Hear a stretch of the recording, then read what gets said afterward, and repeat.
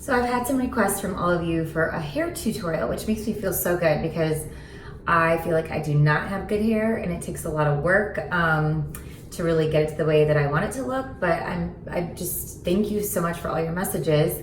So I'm happy to share with you guys some of my go-to products, and we'll do a little hair tutorial at the end so I can show you how I curl my hair. I've been an R&Co fan for years. I've tried many of their shampoos. My current favorite is called Television. I use both this and the conditioner. It is pretty weightless.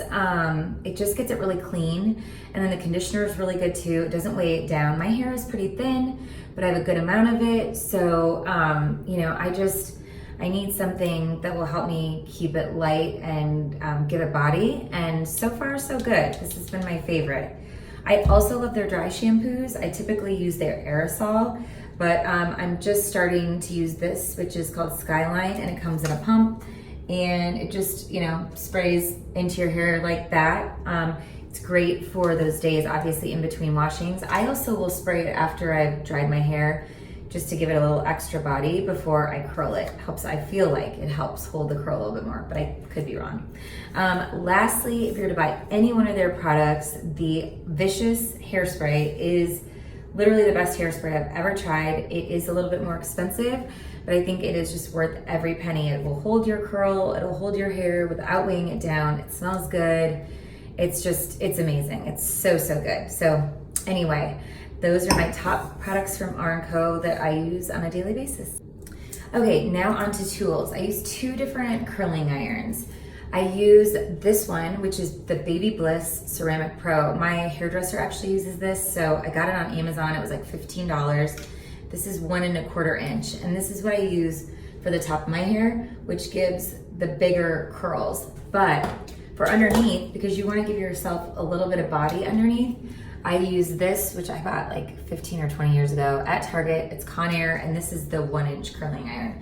And that helps give you some wave underneath so that you have a good amount of body, so it won't just fall flat. But those are my must-have. It's super inexpensive curling irons.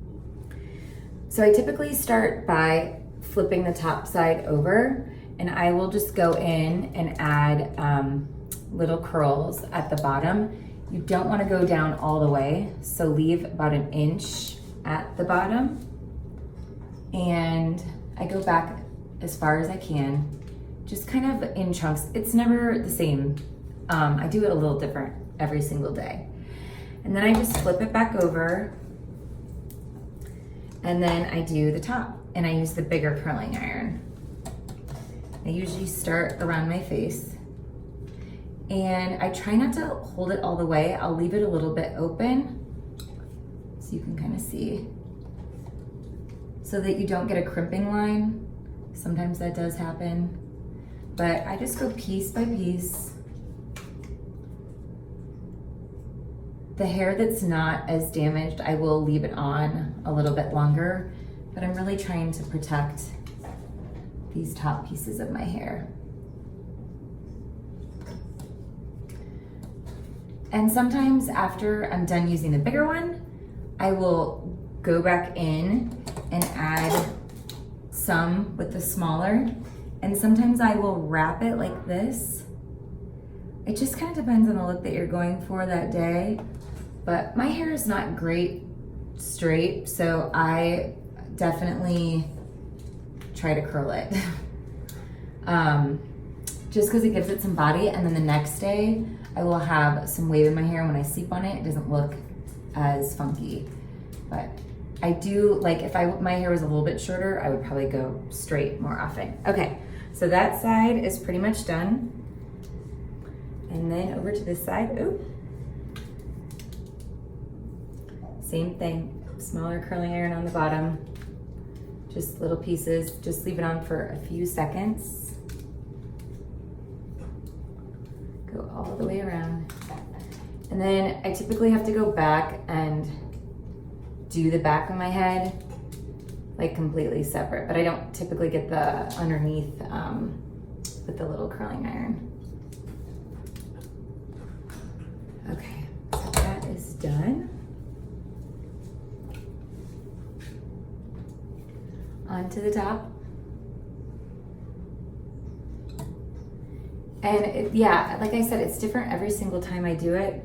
There's no perfect way, but I do like the bigger curling iron for the top because it goes much quicker. So I mean, this takes me less than 10 minutes to do my hair, maybe even less than 5. Depends on, you know, how perfect I'm trying to get it to look, but it's pretty easy. And then you get more of like, when you leave the bottoms out, you get more of like a beachy wave as opposed to like ringlet curls. And then I'll go back, you know, just if I'm not liking one side, and I'll go over it again. And I'll pick up some pieces from the back.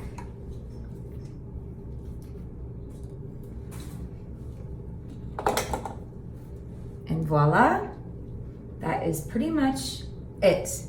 And then my favorite hairspray, this is worth every single penny.